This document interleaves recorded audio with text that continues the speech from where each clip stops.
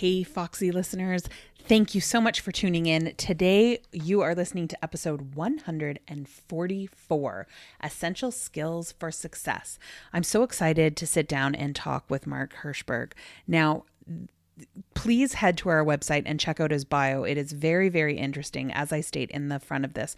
But one of the things that I wanted to just let you in on is some fun facts that you might not know about Mark before we get in to everything about this. Now, he has done so much in his life, both education wise and in business.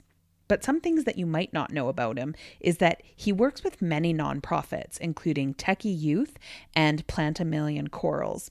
He was also one of the top ranked ballroom dancers in the country and now lives in New York City. He's known for his social gatherings, including his annual Halloween party, and has a diverse cufflink collection. So there are some things that you're not going to see anywhere else, but you might, it's always interesting to know. One of the other things I love and that I wanted to share with you guys on this particular episode is a little bit behind the scenes. So every guest that comes on fills out a questionnaire. And in the questionnaire, I ask if there's anything that's off limits to talk about. Now that's all it says. Is there anything that's off limits to talk about? Because I want to make sure I don't step on any toes or make any of my guests feel uncomfortable. But I'm going to read you the answer that Mark left me because it absolutely made my day. So Mark's answer to the question, is there anything that is off limits to talk about, is the betrayal of Julius Caesar by Brutus. It's just too soon, and I'm still processing how I feel about it. Best answer that I've had to that question. So thank you for that, Mark. So I hope that you enjoy this episode. It was really, whether you're in a career or whether you're an entrepreneur, there is something that you're going to get out of this episode about just some skills that, they don't teach you in school. And Mark has created a whole system and a book to help you really get down to the depth of understanding these. So I hope you enjoy. Don't forget to head to our social media and let me know what was your favorite part of this episode. I'm so interested in hearing. So let's get going. I'm Tanya Fox, and you're listening to Fox Talks Business Podcast. I started my career in the corporate world, but always played to my own tune and loved to think outside of the box. This didn't always serve me well with the bosses, so I made the decision to become an entrepreneur. And that little seed of entrepreneurial curiosity continued to grow as I branched out into retail, service, and franchise businesses. Now, I have been fortunate to have amazing successes in the last 2 decades, but they did not come without some really big failures and even bigger lessons learned. And that's why I started this podcast, not just to share the failures, but to show you how you can turn every failure into a success. We're going to hear from some amazing humans from around the world that are going to share their stories of the good, the bad, and the motivational entrepreneurial life has to offer. After all, life is too short to make all of the mistakes yourself, so why not learn from each other? And of course, we're going to have some fun, because as I always say, well, you know what? I'll tell you that at the end of the episode.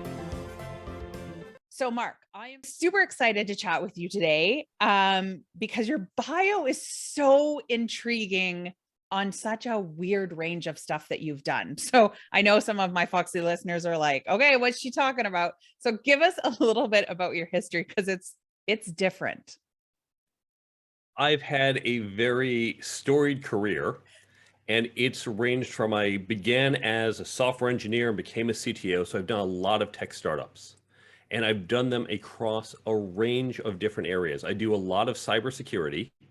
And of course, one of the things people always find interesting, one of the companies we used to track terrorists and criminals on the dark web, which you don't really come across every day. I've done other cybersecurity. I've done labor marketplaces, lead generation, online media. I've helped a couple Fortune 500s play startup, including working with a business unit at NBC that spun out and now is called Hulu. I helped create a class at Harvard Business School used to teach a lot of their students. And I helped to create a class at MIT that I've been teaching at for 20 years, known as the Career Success Accelerator. And so I've had this dual career where I am a CTO and build startup companies, but at the same time, I've spent 20 years teaching at MIT, teaching elsewhere these professional skills to help us with our career and our overall professional efficacy. And now, of course, I have the book, The Career Toolkit, and Speaking I Do based on that. So I want to dive into a little bit because you have a lot of tips, in your book. So I want to know what made you write this book first and foremost. When I was starting in my career and I was a software engineer, I realized I wanted to become a CTO, the Chief Technology Officer. As I began to understand what that meant, it wasn't being the best engineer. Yes, I had to be good at engineering, but there were all these other skills: leadership, networking, communicating, team building. No one ever taught me these skills. They weren't in any of my college classes. So I had to develop it in myself. And of course, back then we didn't have all these great resources like podcasts like this one. So I had to work on myself. And as I was doing so, I realized this is not just for senior leaders. It's not just for founders.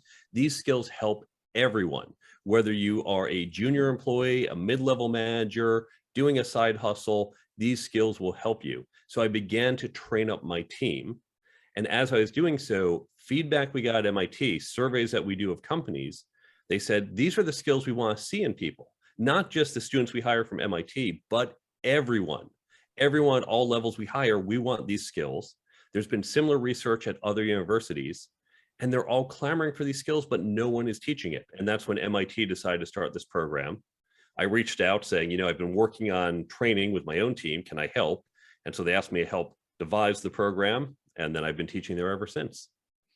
So why do you think, because we hear that often, right? Like the skills you learn at school, and I went to school for accounting, the skills that you learn at school, they obviously help you in the career that you're going to, but there's such a small portion. Like when I think back to what I used, the reports that I used to write and stuff like that, it just isn't the same when you're out in the career world. Why do you think it took, so long, and we're still working on sort of making these streamline in the education of what we're teaching people? Education, unfortunately, tends to be, I think, backwards looking and not forward looking. Now, high school is a relatively modern invention going back maybe about 150 years. And that was designed so when we left the farms, because on the farm, I learned from dad, you learned from mom. That's a little sexist, but that's what it was back then. Absolutely. That's all I needed to know. But when we went into an industrialized workforce, we needed reading, writing, and arithmetic so that we could work in the factories. We can work with others. You didn't have to know how to network to sit there on the assembly line. You didn't have to talk about management theory. So they just gave us the basic skills. Now, universities, that goes back about 900 years to the 12th century. And the university system is run by professors. Professors are wonderful people, but they are so narrow in their focus. Because to be a professor, you got very deep, but very narrow in your field. And so what happens? We show up, we say, oh, I want to study accounting. So, okay, I want to learn accounting. And the accounting professors say, well, you have to take these introductory classes and some intermediate and choose from some of these advanced classes. If you do all that, we will designate you to have a bachelor's of accounting. All that says is you have acquired a certain level of knowledge in accounting that they feel is sufficient. They're not saying you're a good accountant. They're certainly not saying you're a good employee. And they don't focus on these other skills because they certainly don't need them. They get judged on other skills, on their narrow academic skills. They don't think about teaching it to you. They say, my expertise is just conveying this knowledge. So university system is unfortunately backwards looking at what we needed, because that did work in the 1950s when we were cogs in the machine. When your boss said, here you go, do this accounting report. And you say, yes, sir, done. What now? Well, here, do another accounting report. Okay, sir, I'll get that done by Friday. You didn't have to think, but as we eliminated middle management in the 70s, 80s, and 90s, as we moved to flatter teams, as we moved to hierarchies where you weren't told what to do by your manager said, here's the goal. I don't know how to figure it out. You guys figure it out. That's when we need a new set of skills, but the university system hasn't caught up with that. And fortunately, probably won't for another, I'm guessing, 30 years. Which is sad to hear. I mean, I have a 15-year-old, so I'm like, it's going to be a little bit struggle. But fortunately, he has entrepreneurial parents, so that gives him a little bit of a broader view. But let's talk a little bit about the book. So you created this book because you realized that there was sort of this lack that was happening in education. So tell us a little bit more about it. It's based partially on the class I've been teaching for 20 years. So the great thing is we know what the skills are. There are 10 chapters. I'll go over those in a moment. I didn't just make this up out of thin air. We know what they are. We know what companies are asking for. And from having taught it so long, I know what the skills are. I know how to teach them. I know when I say this, here are the next 3 questions I'll get. In fact, I've gotten a lot of feedback from readers saying, it's great. I read something, I have a question, I flip the page, you've answered it. So the book itself, it's broken into 3 sections, 10 chapters. So the first 3 on careers, how to create and execute a career plan, how to work effectively, things like managing your manager, understanding corporate culture, how to interview. I focus a little as a candidate. There's lots of content on that elsewhere, but also as a hiring manager or a hiring team member, because so many of us hire others but have never been trained how to interview anyone. And that, by the way, makes you a better candidate as well. Second section, leadership and management. I separate them. I focus what is the essence of leadership. And then management, I break down to the people side of management and the process side of management. Third section, interpersonal dynamics, communication, networking, negotiation, and ethics. Okay, so I want to dive a little bit into the interviewing because I think this is important whether whether you're out looking for a job in the corporate world or whether you're looking to hire people, because this is a skill that usually you don't get taught. And I've, had service and retail and franchise. So I've done a lot of interviewing in my time, and I've definitely changed the way I interview for sure from when I started. But can we dive a little bit more, let's start with from like an employee, from an interviewee perspective. What are some of the tips that you could give when heading into that? As an interviewee, you have to recognize you are selling. And so many of the techniques that we learn from sales apply to our interviewing as a candidate. I am selling myself on you. And it's understanding what are your needs? How do I convince you that I fit these needs? We can also incorporate public speaking skills. Public speaking is a skill most people think, well, public speaking, that's when I get up, I stand at the podium, I have a large group in front of me, I've got my note cards, and I go through my speech. But many of the techniques we use in public speaking apply elsewhere, and interviewing is one of those areas. So by developing sales skills and public speaking skills, we can get better at interviewing.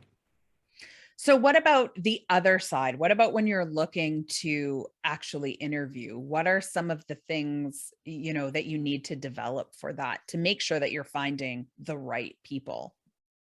It starts by recognizing you actually need to develop these skills. Right. Let's take your son. You said he's 15. So when he turns 16, are you going to just toss him the keys to the car and say, hey, you've seen me drive before, right? Here you go. Here are the keys. Good luck to you. Yeah. And yet this is what we do with our teammates. Hey, you've been in an interview before, right? Okay, great. Go interview this candidate. Decide whether this person, we always say people are our most important asset. You, who've never done this before, have to decide on our most important asset. That's insanity. So we want to begin by understanding what is it we want? And that goes beyond just X years of experience, knowledge of why. There are probably other attributes you care about, like team player, right? We often say, oh, we want someone who's a good team player.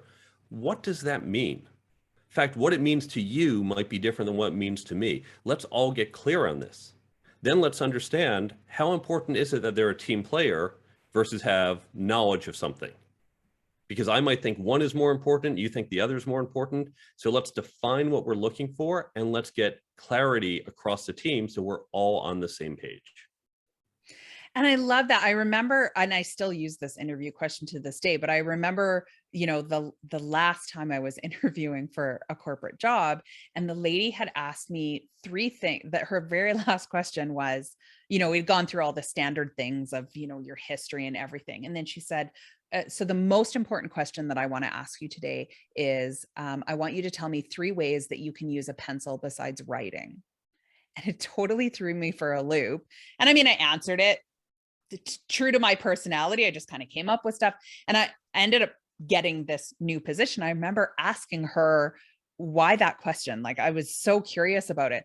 And her answer was, wonderful to me, because she said, one of the most important things for me on my team is having somebody who can think quickly on their feet, because a lot of stuff comes through our office and sometimes we kind of have to bullshit our way through some of the answers. It was in government. So she was like, sometimes you just need to be fast. And to me, I don't care what your answers are. They don't have to make sense. I'm just sort of testing to see how quick can you come up with something. And I thought that makes a lot of sense. And so I still use that. So and I think that it just reminds me of that, of finding what it is, what are those attributes that you need, and make sure you're asking questions that pull that out if it's there in that person.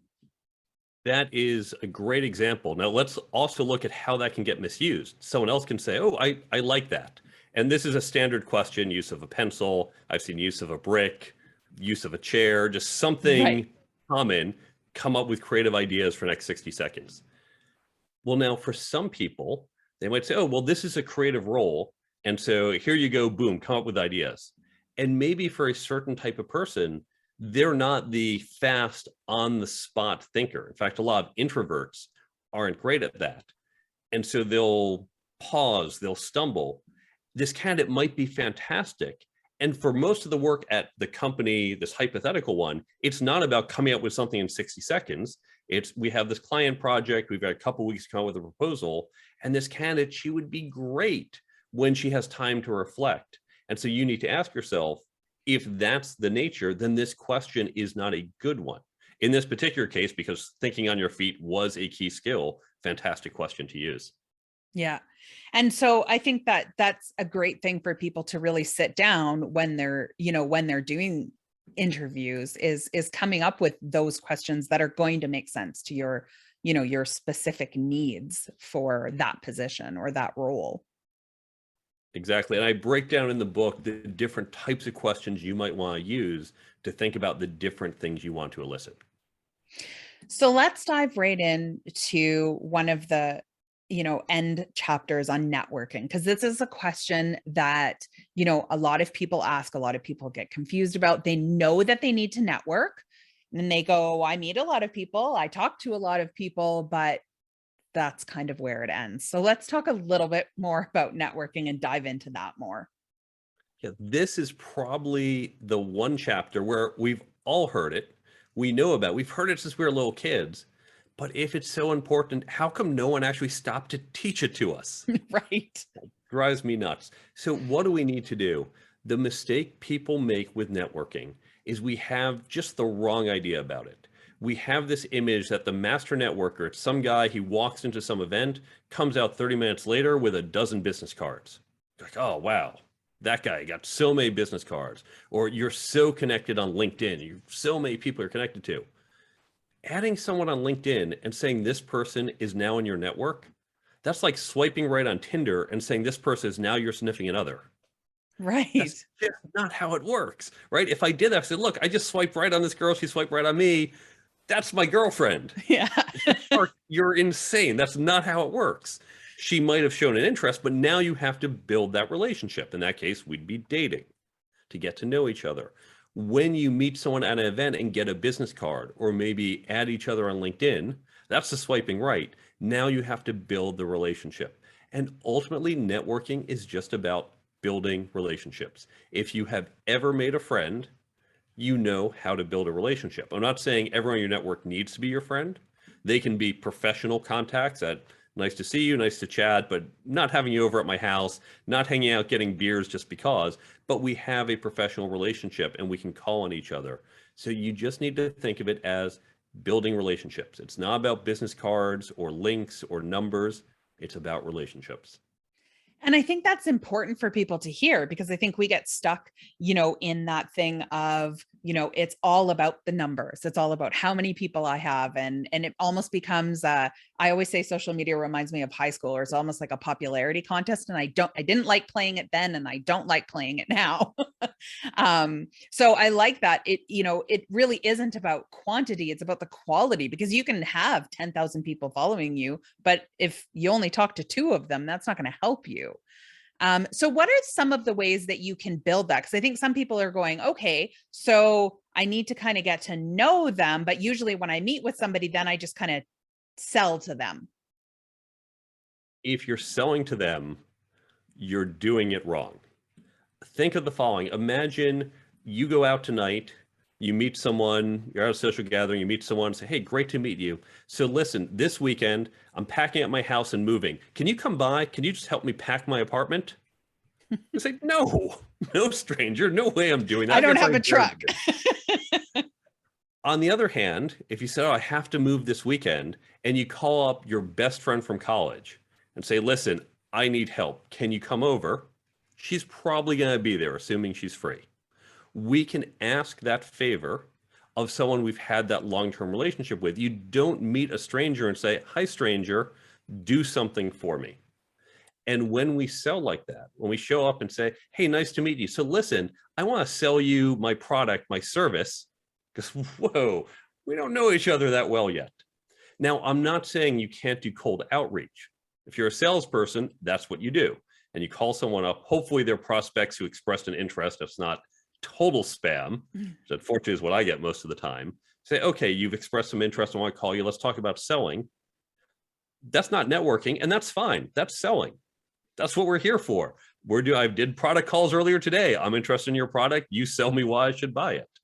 But let's not pretend that's networking. When people screw that up, when they think, oh, my selling to you is networking, or I am networking just to sell to you, that's not a relationship. No one wants a friend who uses him just for their needs. We want a friend where it's a two-way street. And at some point, that friend might ask a favor. At some point, that relationship might lead to a sale or a partnership, but that wasn't the motivation for it. So we have to separate selling from networking. And when you're in the networking mode, just think about building relationships. It's not about what's in it for you today. It's that long-term relationship.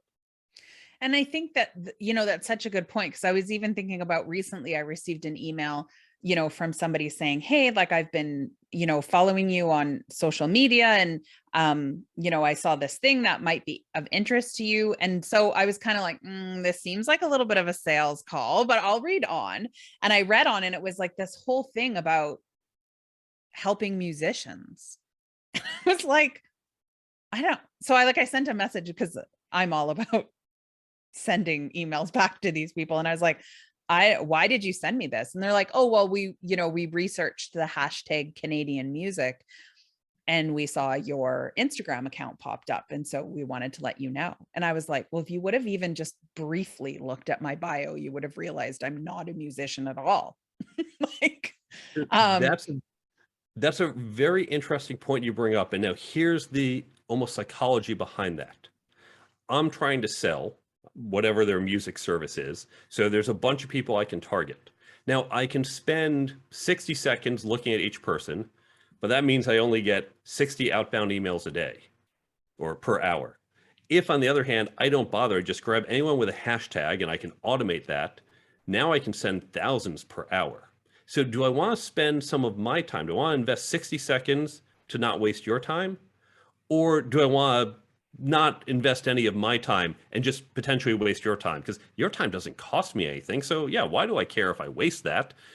If it's not right for you, you weren't going to buy anyway. And that's the psychology behind this of I care less about your time than my time. And if you want to build a relationship with someone, certainly a long-term networking relationship, or honestly, even if you're selling some product that has any sales cycle beyond an instant purchase, anything that has, we're gonna have to meet and build up some degree of trust in the product. When you start out by saying, my time is more valuable than your time, so I'm gonna waste yours so as not to waste mine, that is a bad start to that relationship. So I always put in that effort and think, hey, I'm going to reach out. I looked at your profile. I looked at your background. I'm not always perfect, but it shows some effort, shows some respect for who you are and your time. So when you wrote this book, one of the things that I really liked about it is the way that the whole book works together, but you can also just read the chapters individually and they still make sense. What was your overall reasoning for that? I know some people are going to say, oh yeah, I don't need this piece. I know what my career is. So for example, a lawyer might say, I'm at some big law firm. I don't need a career plan. It's make partner in 7 years. I don't want to read chapter 1 to get to the networking part, the negotiating part. So I wanted to make it so you could jump around, or 6 months from now, you can come back and say, hey, I want to refresh, and you can just jump into that topic. But as you pointed out, the reason I did a book like this, because there are books just on networking, books just on leadership, just on careers. These skills really do build on each other. A good leader knows how to negotiate. A good negotiator knows how to communicate. And so by putting them together, I can cross-reference. We can see how they apply to each other. So you can use it either way. So you also created an app. So tell us a little bit about why you had made that decision and then what the app is. I didn't intend to create an app. I was convinced someone must have built this because it seemed so useful. And then when it didn't exist, I came up with the idea, filed a patent, built the app. And so what the app does, it's based on the fact that my job as an author, and really any author, we're not there to sell you paper. We are there to help you in some other way, to change how you think, to change your behavior. True for any type of business book, even a self-help book. So you can get that content through the pages. I hope you do. But so many times we read that book and then 3 weeks later, we forget it all.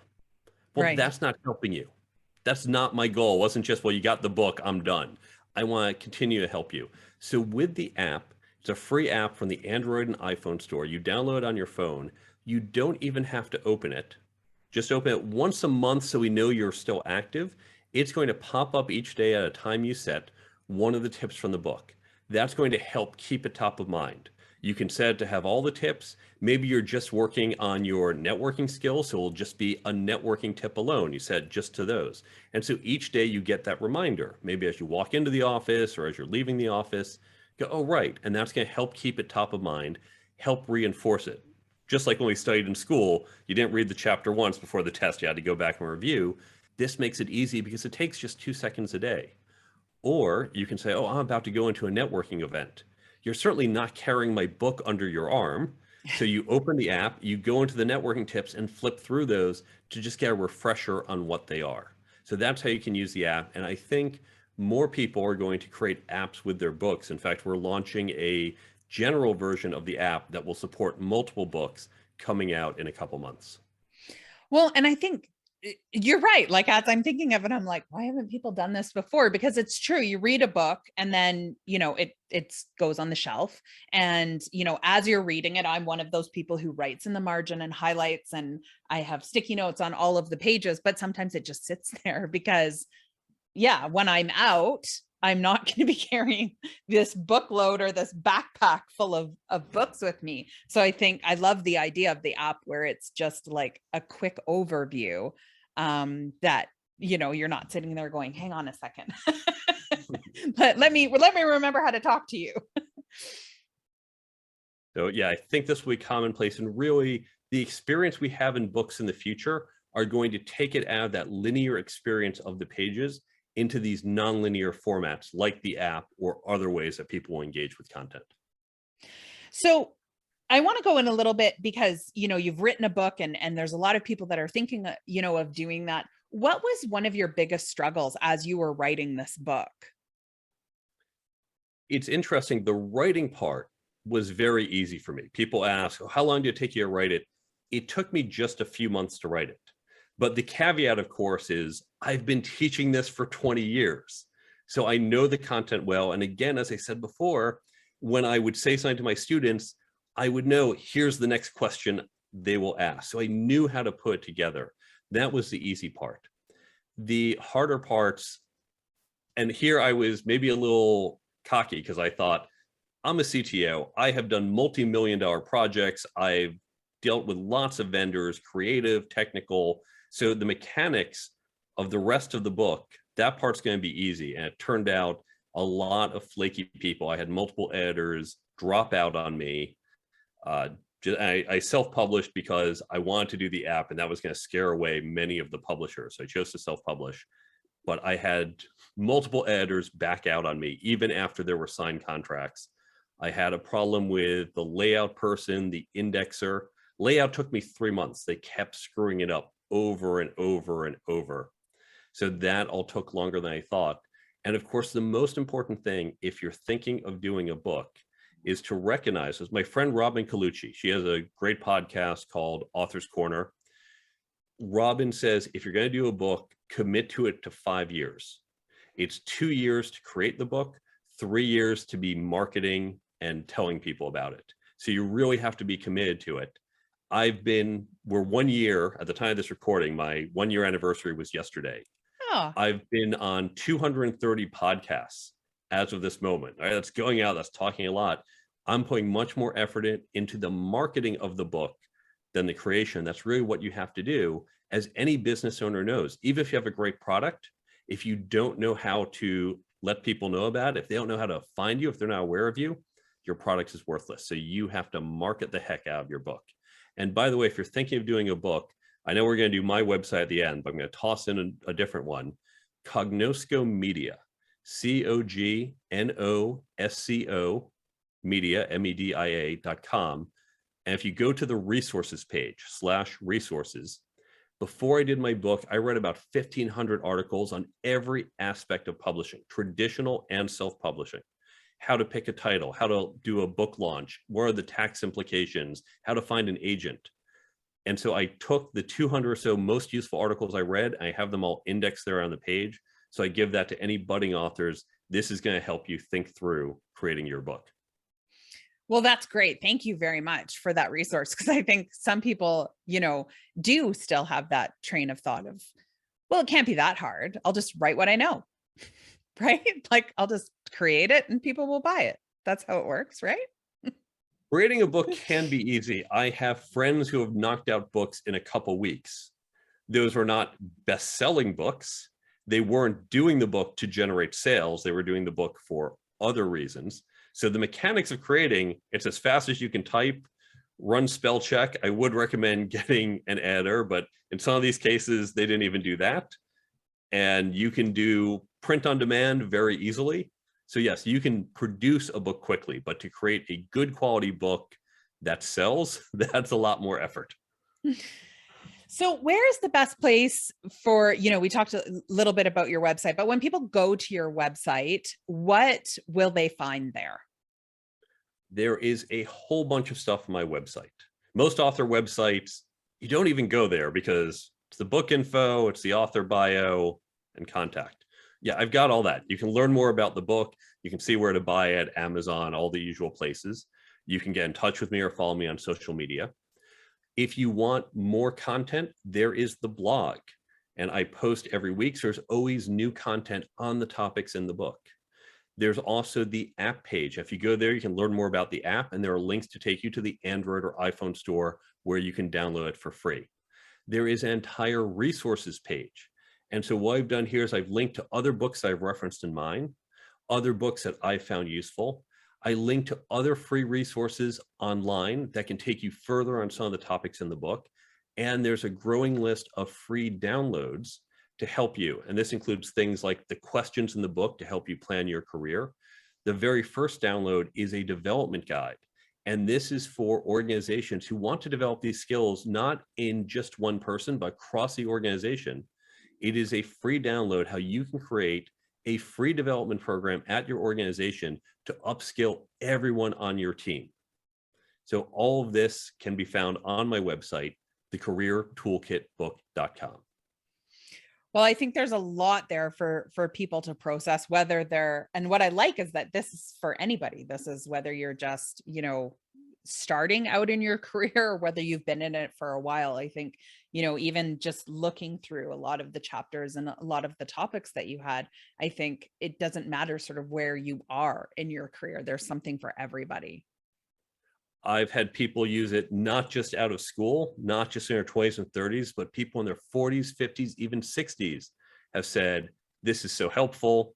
I wish I'd learned this years ago, but at least I'm learning it now. So right, no matter where you are in your career, figuring out where you're going, improving on these skills are going to give you a great return. Whether you are an employee, a founder, a solopreneur, leading a large company, anywhere in between, you will find these skills helpful. Well, thank you, Mark, for spending time with us today. And I look forward to, delving more than what I already have into your resources, because I think there is a lot there for people to look at. So we're going to make sure that we have all of the quick links on our blog where they can find all of the information about you. But I really appreciate you, sharing your time with us and all of this great advice. Thanks for having me on the show. It's been a pleasure to be here. One of the things that I find is essential for me is my templates. And if you are obsessed with templates like I am, then you are going to want to visit Julia on purpose. I joined her all access VIP membership in 2021 and have saved countless hours and days. The All Access Template Hub helps you to create with confidence and increase your visibility. It is packed full of template toolkits and bundles for social media, marketing, course creation, coaching, and client work. There's workbook, planners, and so much more. Julia's thoughtful and well laid out designs ensure that there is a template waiting to take you to the next level. The best thing about being a VIP is that you get access to all of the new templates she creates throughout the year. It has truly been game-changing in my business. Now, don't forget to make sure that you head to our website at foxtalksbusiness.ca. Click on blogs on the left-hand side of the page. You are going to see this amazing episode that we had with Mark, all of the ways that you're going to be able to connect with him, learn the ways that you can get his book, and learn more about what he's doing. There's some really interesting stuff there and some really great resources and some free downloads that you're going to want to make sure that you get your hands on. So whether you are taking one tiny step towards a goal or whether you are ready to leap off that mountain, make sure that you take time to have fun. Because as I always say, if you're not having fun, why are you doing it?